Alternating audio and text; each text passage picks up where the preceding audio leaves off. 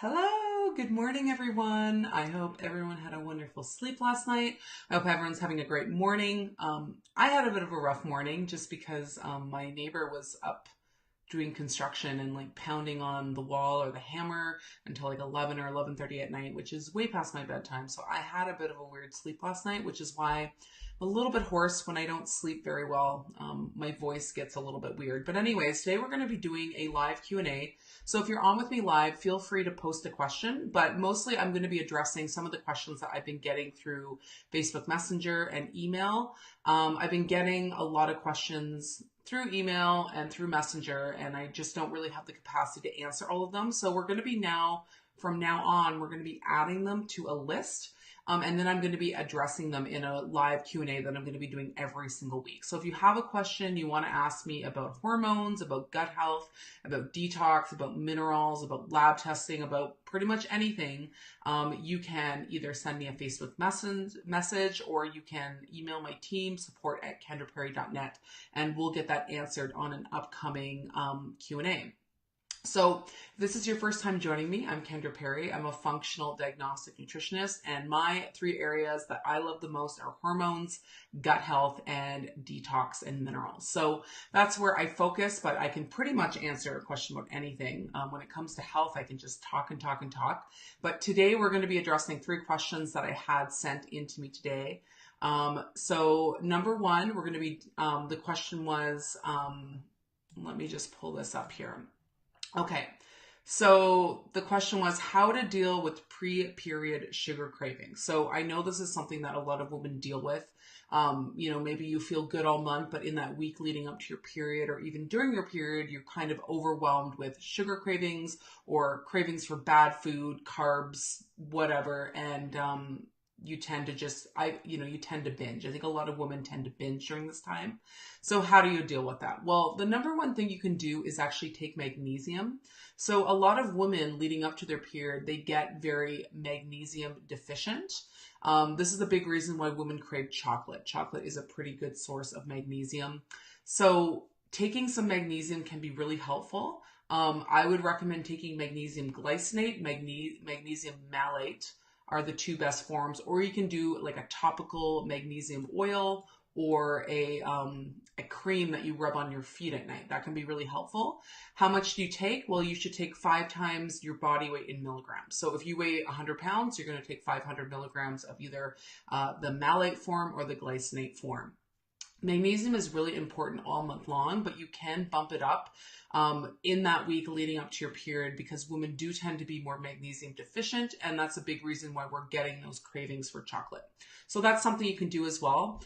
Number two, you can actually prepare for this week. So, a lot of us have apps. I recommend getting a period app if you don't already have one, and just anticipate that this week is coming up and try to support it. So know that during this time, you're going to need to get more sleep. When we don't get enough sleep and during the week leading up to your period, there are a lot of things happening in your body. You need more sleep than usual. So this is not the time to party. This is not the time to stay up late working. It's actually a really good time to go to bed at like 9 or 10 o'clock. And when you actually miss out on sleep, you actually do crave sugar more because it has a pretty big effect on your insulin levels and your sugar levels. So making sure you're getting enough sleep is actually going to greatly reduce the amount of foods that you crave in that week leading up to your period. Okay. So if we anticipate that our period is coming, you're going to get lots of sleep, but you should also think about what can you do to reduce stress during that week and just self-care. What can you do to take care of yourself? Think of ways that you can treat yourself that go beyond food. Book a massage that week. Maybe you go get some acupuncture. Maybe you, go do some aromatherapy. Maybe you just plan, those 3 or 4 nights before your period, you're just going to have some home nights at home watching, The Bachelor or some crappy TV show and just mellowing out with some friends. Like think of ways that you can support yourself and treat yourself that doesn't necessarily involve food. Okay, so that can be really helpful. One supplement besides magnesium that I have seen be helpful with sugar cravings is actually L-glutamine. L-glutamine is an amino acid. Primarily, people use it for gut health, but I have seen it curb sugar cravings in some women. So you can take 5 grams as needed every time you're feeling those sugar cravings come on. Take 5 grams, see if that helps. It doesn't help everyone, but it does help in some women. So that's something you can do as well. And then the final tip I can give you about those period sugar cravings is to give yourself a bit of a break. If you do give in to those cravings and binge on something that you don't necessarily think is good for you, don't shame yourself. It's cool, no big deal. We all fuck up, we all make mistakes. Just sort of let it go, move on, and try again the next day. And another thing I like to do is sometimes I know if I'm going to be craving a bit of sugar, I'll actually set myself up with some so-called healthy treats. So sometimes I'll make my own chocolate, or I'll make some almond flour cookies, or I'll have some fruit in the house. I love strawberries, totally obsessed with strawberries. So maybe I'll have some strawberries around, or some blueberries, or something that is a little bit sweet, something that's going to curb that craving, but isn't going to be like some crappy chocolate bar or, a whole bunch of pasta or whatever it is. So you can still treat yourself, but you can do it in a healthy way. So those are my best tips for dealing with those pre-period sugar cravings. So number 1, take magnesium, be prepared, practice self-care, maybe do some meditation, get a massage, do some aromatherapy, treat yourself in some way that doesn't involve food. Make sure to take care of yourself during that time, and then, treat yourself with some healthy treats. That can be a good way to do it. And then if you do give in, if it ultimately, you binge on something, some sort of crap, just let it go. Don't shame yourself. Just accept it and move on. Okay.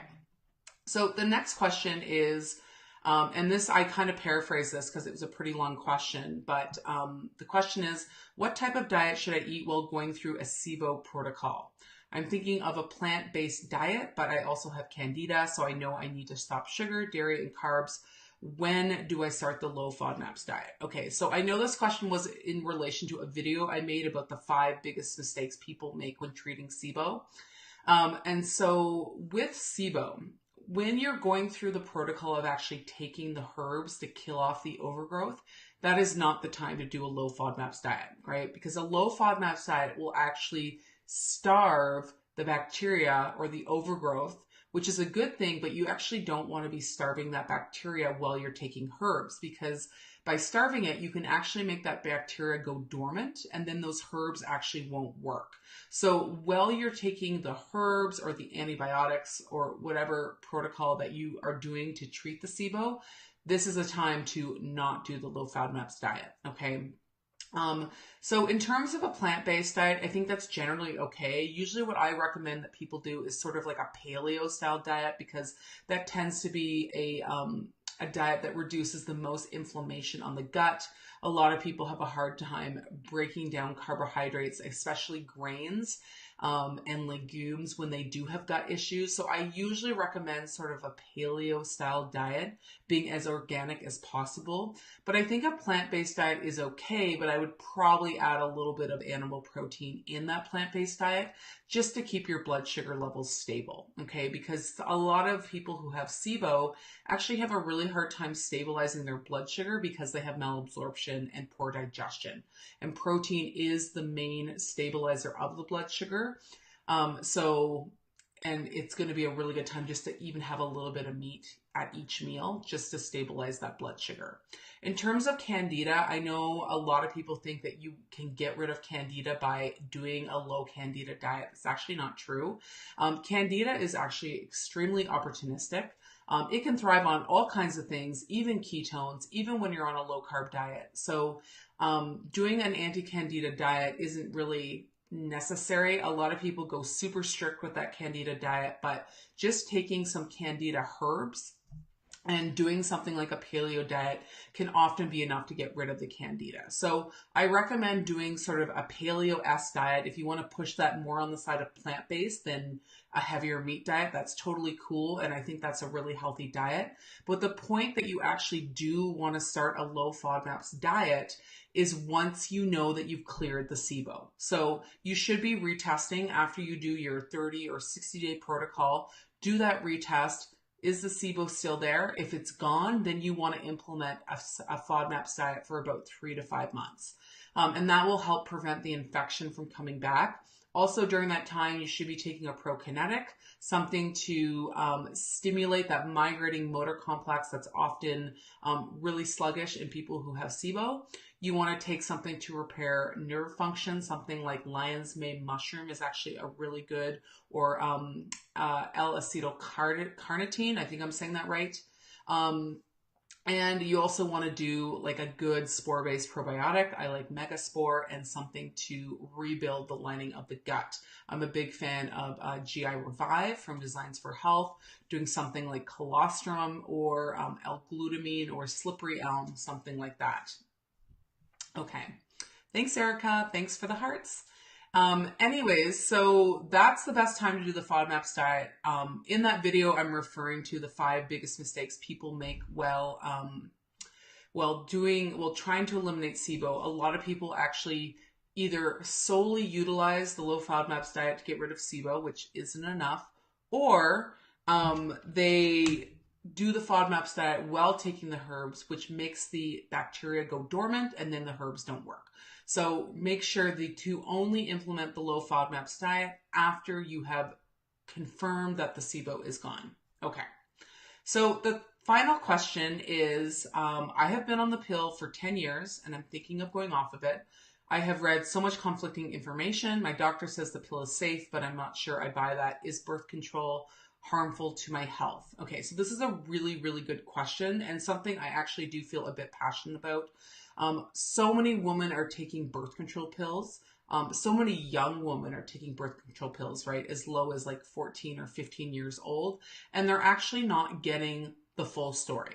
Doctors aren't giving them the full information about the long-term consequences of the birth control pill. Okay. So yes, there are some benefits to being on the pill. And yes, I understand, you don't want to get pregnant. Maybe that's why you're going on the pill. But I don't agree with going on the pill to mask some of the symptoms you might be experiencing. So a lot of women go on the pill because they have cramps or they have heavy periods. And the pill basically hijacks hormone control. So it suppresses your own natural hormones and it takes over with the synthetic hormones. And it basically tricks your body into thinking it's pregnant. So when you do get a period, you get the period because you stopped taking the pill for 7 days. So that's actually not a true period. It's breakthrough bleeding, or basically your body thinking it's having a miscarriage, right? Because it thinks it's pregnant. When you stop taking the hormones, your body actually thinks it's miscarrying, and that's where the blood's coming from. There are a lot of long-term side effects of the birth control pill. One of the main ones, and one that I see all the time, it's so crazy, is copper toxicity. So what's really interesting about the pill is that most of them contain synthetic estrogen. Even the ones that don't contain synthetic estrogen, the ones that contain synthetic progesterone, still have a similar effect. So birth control pills actually deplete zinc, but because they contain synthetic estrogen, they actually drive up copper in the body. Estrogen and copper, they go together. They move up and down in the body together. And copper is a really nasty mineral when it gets out of balance. Yes, it's very important for many things, including energy, but when copper levels actually get high or to levels where they're toxic in the body, all kinds of crazy metabolic things can start happening. So first of all, it depletes zinc. And the birth control pill is already depleting zinc. And low zinc will actually drive up copper. And then we have estrogen that's in the pill that's also driving up copper.